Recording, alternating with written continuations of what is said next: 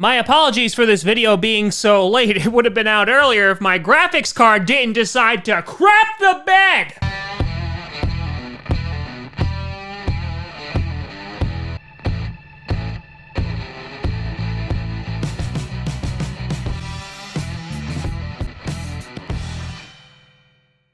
Grossi Posse Packer Nation.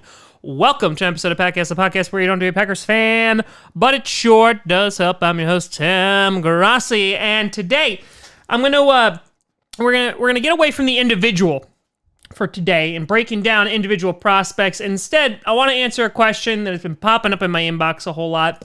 And I wanted to also get your take on it as well, and that is, should the Green Bay Packers be trading up in the 2020 NFL Draft?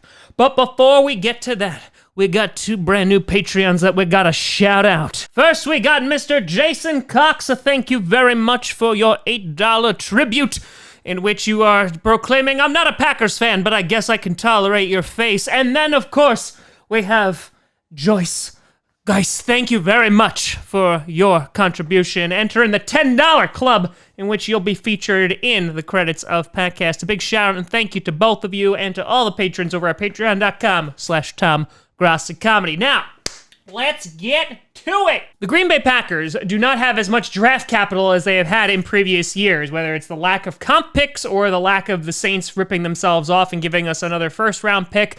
So the Packers actually only have 10 draft picks this year. We got 3 in the 6th and also 2 in the 7th round. So we really don't got the firepower that we're used to working with under Goody. Now, what I usually like to go to is this little chart here, in which this indicates and assigns point valuations to each pick of the draft. So for example, in this, the first round pick is worth 3,000 points. The number 30 pick is worth 620 points, where the Green Bay Packers sit at. Meaning that if we were to trade up to, let's just say, the first pick in the overall draft, we would need to give up something worth 3,000 points. Now, obviously, these are estimates, but they give you a basic idea of how much each draft pick is worth. So just for giggles here, we're not talking about moving up to the first spot, but let's just say we wanted to move up 5 spots. So if we were to move up 5 spots, that would be an additional 100 points. And not only would we be giving up our first round pick, but that would most likely equate to about a third rounder as well, our only third round pick. If you recall, last year when we traded up to pick up Darnell Savage, we gave up 2 fourth-round picks to move up 10 spots for the Seattle Seahawks. So that being said, to give up our third rounder, meaning we would just have a first, a second, then we'd skip all the way to the 4th, 5th, and then the 3, 6, as I said before, and 2 7s.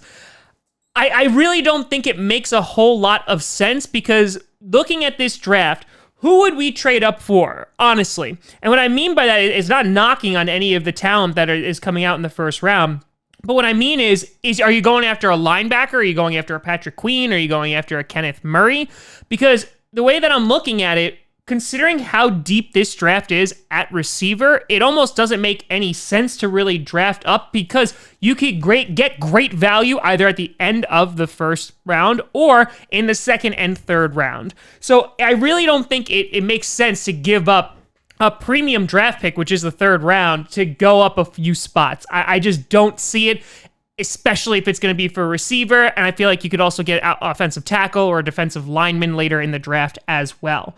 What makes sense, or the most sense for me in this draft, and this is something that, a few years ago I definitely wouldn't have been saying, is actually to trade back. Because for me, I think what minimum you can get, if you trade back into the second round, you can get an extra 4th rounder, which, take a look at our previous 4th round picks. We do pretty good with 4th rounders. Looking at you, David Bakhtiari. So I think that if we are able to get an earlier second round pick, and then obviously picking at where we are at the end of the second round, and we get an additional 4th round, that just makes a whole lot of sense to me. And so if I have to choose between trading up and trading down, I think trading down is almost a no-brainer. Now, obviously, we could also look at it from just like the medium point and say, all right, can we just wait at 30? And I think that that's also appropriate as well. we just let the draft happen to us, considering that there's going to be a flurry of QBs, because there always are, that are going to be picked in the first round. In addition, you have a ton of wide receivers that are most likely going to go between picks 10 and 15, so that's going to push people down as well. So I think there's going to be a ton of great value when it comes down to the number 30 pick. And if we're going to look at specific positions, I mean, obviously wide receiver is up there, but I would not be surprised if we get one in the second round. Offensive tackle, I think, is at play.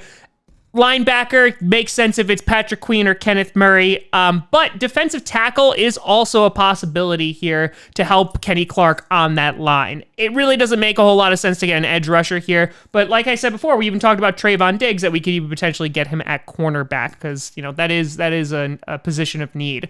But let me know what you think down in the comments below. What do you want the Packers to do? Do you want them to trade up? I mean, I have people who are just like, go after CeeDee Lamb and just trade everything.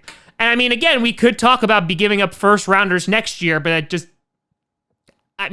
doesn't make sense, and I don't really feel like the Packers would do that. I feel like we're in a position where we're like right on the fringe of the first and second round, that if a team wants to like trade up and essentially go and get their quarterback at the end of the first round, we're just sitting there going, oh yes, absolutely, we could sell this to you for a premium second round pick, thank you very much, or a third round pick. So, I mean, listen, there's a bunch of teams with a lot of draft picks, just not the Texans, you know, or the Rams.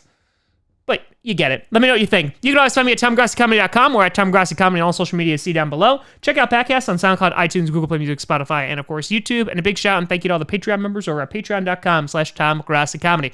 I'm going to be trying to pump out a ton of content this week. We're also going to start shifting a little bit. There will be a 7-round mock draft this week for the Green Bay Packers. Also, a lot of you are wanting to me look at various receivers, defensive tackles, whatever. I'm going to start doing videos that is going to tackle a bunch of different guys. So, for example, like I'll have best like day 2 and 3 defensive tackles, QBs, wide receivers, linebackers, etc. So it'll be a little bit more encompassing with the content. But thank you so much for watching. We'll also most likely have a reaction video. It all depends on if my graphics card craps the bed again. I gotta get a new one. But thank you so much for watching. I'm Tom Grossi. And as always, go Pack Go.